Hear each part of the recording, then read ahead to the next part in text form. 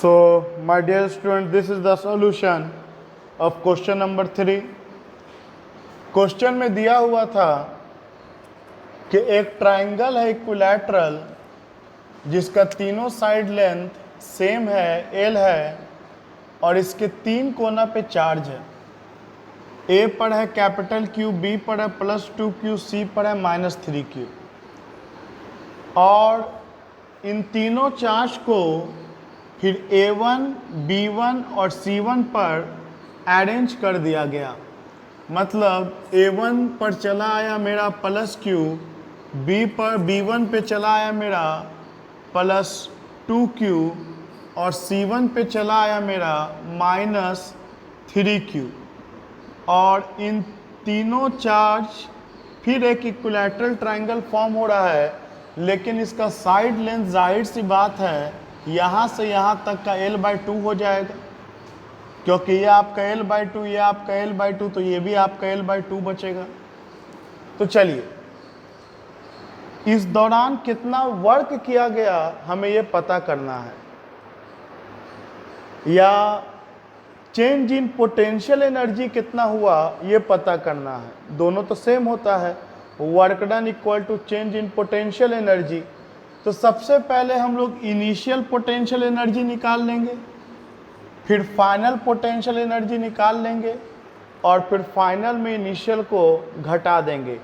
और potential energy का equation अब तो आपको लिखने आना चाहिए। बताइए इनिशियल पोटेंशियल एनर्जी क्या लिखाएगा। तो सोचिए कि तीनों चार्ज मौजूद नहीं है, तीनों इन्फिनिटी पर है। जब ए वाला आएगा तो इस पर कोई नहीं मौजूद है फोर्स लगाने के लिए। जब बी वाला आएगा तो ए वाला फोर्स लगाएगा, और जब सी वाला आएगा तो ए वाला भी लगाएगा और बी वाला भी लगाएगा। अब पेयर बनाते हैं, तो एक पेयर बना। जब बी वाला आया तो ए वाला लगाया, तो ए और बी का पेयर बना। जब सी वाला आया तो ए वाला भी लगाया, तो ए और सी का पेयर बना, और बी वाला भी लगाया तो बी और सी का पेयर बना। अब इसी को इक्वेशन में लिख लेना है। क्या लिखेंगे? 1/4 पाई एप्सिलॉन नॉट ए पर चार्ज, बी पर चार्ज, एक पेयर ए और बी का बनेगा, और दोनों के बीच का गैप एल। चलिए, जब सी वाला आया तो ए वाला लगाया, तो क्या लिखेंगे? +1/4 पाई एप्सिलॉन नॉट ए पर चार्ज, सी पर चार्ज, ए और सी के बीच का दूरी एल हो गया। और जब सी वाला आया था तो बी वाले ने भी लगाया था, तो +1/4 पाई एप्सिलॉन नॉट बी पर चार्ज, सी पर चार्ज, और बी और सी के बीच का दूरी एल हो गया। तो ये आपको क्या निकल जाएगा? इनिशियल पोटेंशियल एनर्जी निकल जाएगा। थोड़ा सॉल्व अगर करके देखें तो कॉमन क्या क्या निकल जाएगा? 1/4 पाई एप्सिलॉन नॉट कॉमन निकल गया सब में से। सब में से Q स्क्वायर और Q² कॉमन निकल जाएगा। सब में से L कॉमन निकल जाएगा। तो बताइए ब्रैकेट में क्या बचेगा? तो यहाँ पे बचेगा 2, यहाँ पे बचेगा -3, और फिर यहाँ पर बचेगा 3 2 6, तो -6 बचेगा। तो ये कितना चला आएगा? 1/4 पाई एप्सिलॉन नॉट 6 3 9 -9 +2 -7 Q²/L। ये आपका निकल गया इनिशियल पोटेंशियल एनर्जी। तो उम्मीद है कि आप फाइनल भी निकाल लीजिएगा। फाइनल कैसे निकलेगा? फाइनल पोटेंशियल एनर्जी जब लिखेंगे इक्वेशन, तो A1, B1 और C1 को देखेंगे तो एक पेयर बनेगा। जब A1 वाला आएगा तो कुछ नहीं, B1 आएगा तो A1 वाला लगाएगा, और जब C1 आएगा तो A1 भी लगाएगा और B1 भी लगाएगा। मतलब एक पेयर बनेगा B के आने के कारण A1 के साथ, और C1 के आने के कारण A1 और B1 के साथ। तो 3 इक्वेशन लिखाएगा। तो 1/4 पाई एप्सिलॉन नॉट A1 और B1 का पेयर क्या होगा? Q, A पर चार्ज और B पर चार्ज 2Q, और A और B के बीच का गैप कितना हो जाएगा? L/2 हो जाएगा। L/2 हो जाएगा। सिमिलरली प्लस 1/4 पाइप साइलन नॉट, तो क्या हो जाएगा A1 और C1 के बीच Q और -3Q और फिर ये L/2 हो जाएगा और फिर प्लस 1/4 पाइप साइलन नॉट -2Q फिर -3Q और दोनों के बीच का गैप L/2। तो ये आपका क्या निकल के चला आएगा, फाइनल पोटेंशियल एनर्जी निकल के चला आएगा। इसको भी अगर हम लोग सॉल्व करें तो आप देख सकते हैं कि दोनों का इक्वेशन तो सेम है, बस फ़र्क इतना का है कि यहाँ पे L/2 भी कॉमन निकलेगा। मतलब यहाँ पर जो हम लोग कॉमन L को निकाले हैं ये L/2 कॉमन निकलेगा। 2 कहाँ चला जाएगा, 2 ऊपर चला जाएगा। तो कितना हो जाएगा मेरा सॉल्व हो करके, आप सॉल्व कीजिएगा। 1/4 पाइप साइलन नॉट, ये जब 2 ऊपर चल जाएगा तो ये 7 2 14 हो जाएगा। तो -14 Q²/L।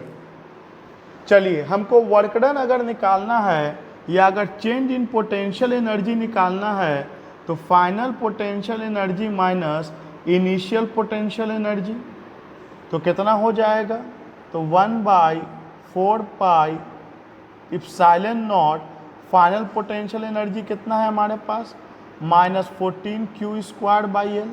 उसके बाद माइनस इनिशियल पोटेंशियल एनर्जी कितना है, तो माइनस माइनस प्लस हो जाएगा, 1/4 pi epsilon not 7 Q²/L। Solve कर लीजिएगा तो आपको ये वर्क डन निकल जाएगा या change in potential energy of the system निकल जाएगा। तो आप देख सकते हैं कि क्वेश्चन भले देखने में अलग अलग टाइप का लगे, लेकिन सबको बनाने का जो प्रोसेस है वो एक ही जैसा है।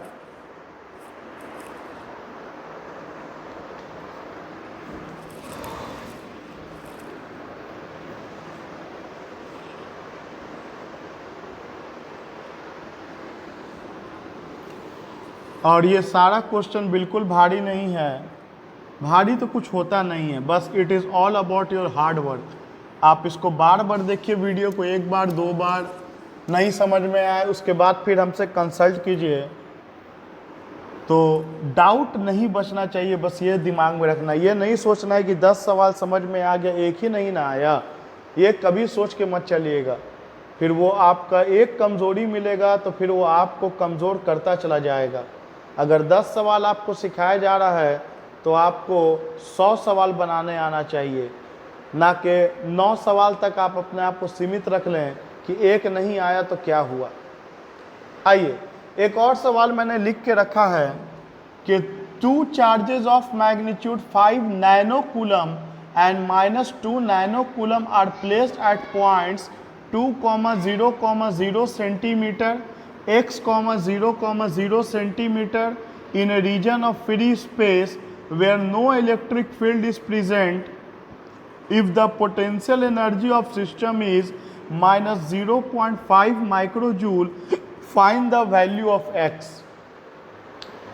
तो क्वेश्चन सिर्फ देने का तरीका है कि कोऑर्डिनेट में दे दिया है, कोई दिक्कत नहीं है। सवाल है क्या, 2 चार्ज है और कोऑर्डिनेट में दिया हुआ है और दोनों एक सी में रखा हुआ है। तो हम लोग सबसे पहले एक ऑरिजिन बना लिए, एक कोऑर्डिनेट बना लिए जिसमें 5 नैनो कूलम को 2 सेंटीमीटर पर रखा हुआ है। तो 5 नैनो कूलम के चार्ज को 2,0,0 सेंटीमीटर पर रखा हुआ है। ओके, अगले चार्ज को कहाँ रखे हुआ है, 1 सेंटीमीटर पे। तो ये तो आपको हो गया 2 सेंटीमीटर पे रखा हुआ है और अगला चार्ज जो है वो 1 सेंटीमीटर पे रखा हुआ है। तो ये हो गया -2 nano coulomb according to the question. तो और क्वेश्चन में गिवन है कि पोटेंशियल एनर्जी सिस्टम का -0.5 × 10⁻⁻⁶, क्योंकि माइक्रो में है, जूल दिया हुआ है। तो आपको x का वैल्यू पता करना है। तो आप ही सोचो, अब अगर ये डायग्राम बन गया तब तो फिर बन गया आंसर। आप जानते हैं कि पोटेंशियल एनर्जी का फॉर्मूला होता है 1/4πε0 Q1 Q2 और दोनों के बीच का गैप। तो बताइए दोनों के बीच का गैप कितना हो जाएगा? तो दोनों के बीच का गैप x-2 हो जाएगा। तो x-2 हो गया दोनों के बीच का गैप। अब आप पोटेंशियल एनर्जी का वैल्यू पुट कर दीजिए। ये नैनो कूलम में लिखा हुआ है Q1, तो इसको नैनो को आप 10⁻⁹ कर दीजिए, नैनो कूलम में कन्वर्ट हो जाएगा। Q2 के जगह पे क्या लिखेगा? -2 × 10⁻⁹ कूलम। वैल्यू पुट कर दीजिए और x का वैल्यू फाइंड कर लीजिएगा। और जैसा कि बोला है, आप लोग बना करके अपना आंसर मुझे व्हाट्सएप पे सेंड कर सकते हैं, एप्लीकेशन पर भी सेंड कर सकते हैं। इसको सॉल्व करके जो आंसर आएगा मैं आपको बता दूंगा, आप सेंड कीजिएगा कि सही है या गलत है। ओके, अब हम लोग कितना टाइम बचा उसमें? अब हम लोग थोड़ा कंसेप्चुअल बात पे आ रहे हैं जो अगले वीडियो में कंटिन्यू रहेगा। या ऐसा करते हैं अगले ही वीडियो में उसको शूट किया जाए, बेहतर रहेगा, एक साथ रहेगा। याद रखिएगा इम्पॉर्टेंट वीडियो होने वाला है अगला कंसेप्चुअल पॉइंट ऑफ व्यू से, जिसमें आप लोग एनसीईआरटी का एक क्वेश्चन देखिएगा, देख लीजिएगा आप लोग कि 2 जगह चार्ज दिया हुआ है और उसके बाद इसमें इन टेक्स्ट में एक क्वेश्चन बना हुआ भी है, लेकिन उसको समझना ज़रूरी है, क्योंकि देख करके बहुत सारा कंक्लूजन आप नहीं कर पाइएगा। उसमें 2 पॉइंट दिया है पी क्यू, उसी तरह निगेटिव चार्ज के पास ए और बी पॉइंट दिया है, और फिर बोला है एक पॉजिटिव चार्ज को क्यू से पी लाया जाए तो एनर्जी क्या होगा, बढ़ेगा घटेगा। ए बी से ए ले जाया जाए तो V B minus V A क्या होगा, बड़ा होगा छोटा होगा। तो एक बहुत इम्पॉर्टेंट क्लास रहेगा जिसमें मैं आपको एग्जाम्पल समेत कुछ बातें सिखाऊंगा जो आपको बोर्ड एग्ज़ाम के न्यूमेरिकल या कंपटीशन के न्यूमेरिकल्स को सॉल्व करने में हेल्प करेगा। तो मेक इट वेरी श्योर कि आप जब भी कोई वीडियो देखने के लिए आएँ, पहले के सारे वीडियो को बढ़िया से देख करके रिवीजन में रख करके क्लास करने आएँ। इससे अच्छा मौका आपको नहीं मिल सकता है कि आप जब चाहें आप चीज़ों को रिवाइज कर सकते हैं। अगर आप उसे को छोड़ते जाइएगा ये सोच के मेरे पास तो वीडियो है ही है, जब चाहेंगे रिवाइज कर लेंगे, तो अल्टीमेटली माउंट एवरेस्ट तो है लेकिन हर कोई उस पर चढ़ नहीं सकता है। आप ये नहीं सोच सकते माउंट एवरेस्ट है तो जब चाहेंगे तब चढ़ जाएंगे, बल्कि आपको हर दिन उसके लिए प्रयास करना होगा, उसके पीछे लगना होगा, तभी आप उसके ऊंचाइयों तक पहुंच सकते हैं। तो आपके पास सारा साधन होने के बावजूद आपको मेहनत करना होगा, हर दिन प्रत्येक दिन आपको जम करके मेहनत करना होगा। और निगेटिविटी को अपने आसपास भी आने ना दे, अगर आता है तो make it very very far. जो स्थिति आपके लिए वही स्थिति पूरे दुनिया के लिए है, आपको उसमें निखर के आना है, आपको उसमें कोशिश करना है और बेहतर करने की। अगर आपके आसपास कुछ लोग ऐसे हैं जो बोलते हैं अरे क्या करोगे पढ़ के, अब तो सब कुछ रुक गया है, तो just don't listen to them. I wish you all very long life and very happy and healthy life and very futuristic life. So आपका भविष्य बहुत सुनहरा हो, इसके लिए ज़रूरी है कि आप पॉजिटिव सोचें और जम कर के मेहनत करें।